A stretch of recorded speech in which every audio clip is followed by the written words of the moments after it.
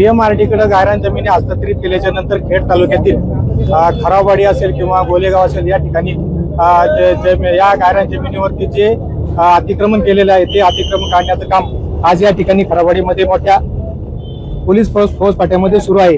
याबाबत बोलण्यासाठी आपल्यासोबत तहसीलदार साहेब आहेत। काय सांगाल साहेब, काय कारवाई, कशी कारवाई? माननीय उच्च न्यायालयाच्या आदेशानुसार खेड तालुक्यातील खराबवाडी आणि गोलेगाव या दोन ग्रामपंचायतीच्या व्यावसायिक अतिक्रमण निष्कासनासाठी नोटीस देण्यात आल्या होत्या आणि सदर नोटिसेसच्या नुसार खराबवाडीतील पहिला टप्पा हा खराबवाडीतील गायरान जमिनीवरील अतिक्रमण निष्कासनाचा सुरू करण्यात आला। आम्ही या खराबवाडीतील नागरिकांचे सर्वांचे आभार व्यक्त करतो की त्यांनी 80% अतिक्रमण स्वतःहून काढून घेतलेले आहेत।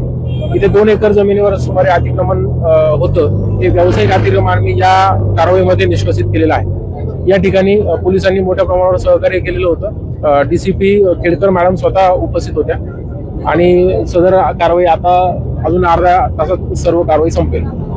नक्कीच, पण मात्र काही लोकांचा असा आरोप आहे की कारवाई आमच्यावरती चुकीच्या पद्धतीने झालेली आहे, याबाबत काय सांगा? नाही, चुकीच्या पद्धतीने नाही, गायरान जमिनीवर अतिक्रमण आहे, कोर्टाचा निकाल आहे आणि त्यानुसार अतिक्रमण निष्कासन करण्यात आले। अशी कोणती चुकीची किंवा बरोबर अशी कारवाई नाही, सर्व कारवाई योग्य नियमानुसार कायदेशीर रीतीने झालेली आहे। नक्कीच तुम्ही पाहाल ही कारवाई अशी यापुढे चालू राहणार आहे। LS मराठीसाठी चंद्रकांत मांडेकर, खेड, पुणे।